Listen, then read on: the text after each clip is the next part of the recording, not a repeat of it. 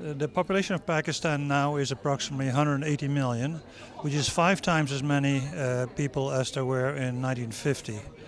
The population is growing by approximately 4 million a year, and it puts enormous strains on a variety of sectors. First, in the environment, such as providing food, water, energy, and so on, is very difficult for such a growing population. Economically speaking, a very rapidly growing population slows down economic growth and contributes to poverty. At a governmental level, we see the government struggling to provide schooling and healthcare and infrastructure for a growing population, and is often not succeeding. And then finally, we have high unemployment because there are large numbers of young people who are looking for jobs but cannot find jobs. So we have a young population that is frustrated, unemployed, and that leads to political unrest.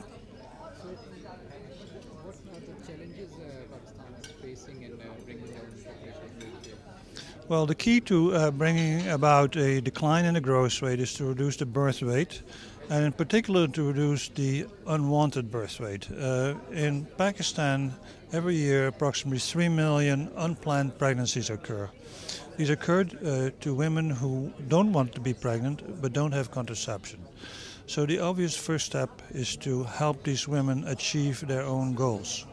Women who don't want to get pregnant should have access to contraceptive services, so we can reduce the number of unplanned pregnancies, unwanted births, and induced abortions.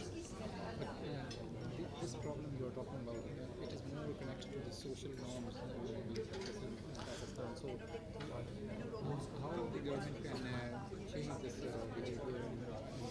The social norms have an important influence in a number of ways. And one is that many families still want a number of children, 4 or 3, which is more than is consistent with long-term population growth.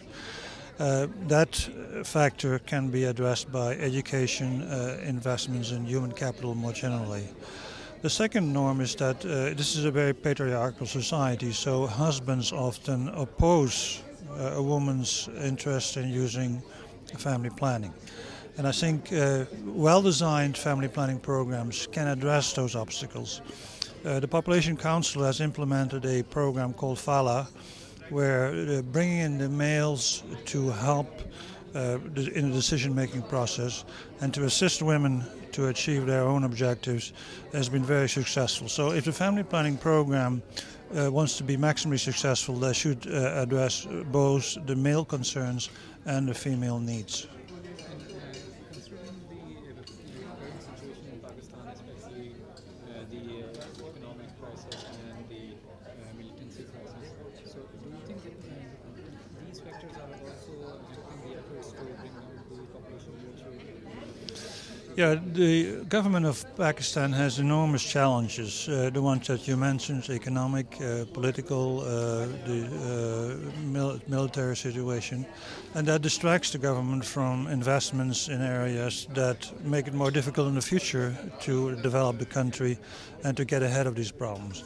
If we had made investments in family planning 20 years ago, I suspect that the political situation would have been and the economic situation would be much better now than it actually is. So investments today in family planning will help bring a better future. So do you think that there has been a lack of importance given to this particular field? Yes. It is both in Pakistan and more generally in other countries. Family planning has been given too low a priority. And the international community now is realizing that that's a problem. And as you just heard at this conference, there will be a summit in London in July where over 100 governments from all over the world will come and pledge to invest more in family planning, to improve health, to empower women, and to improve the lives of people by reducing poverty. So this is an international commitment that is now being made, and family planning is moving to the top of the development agenda internationally, but I think also in Pakistan.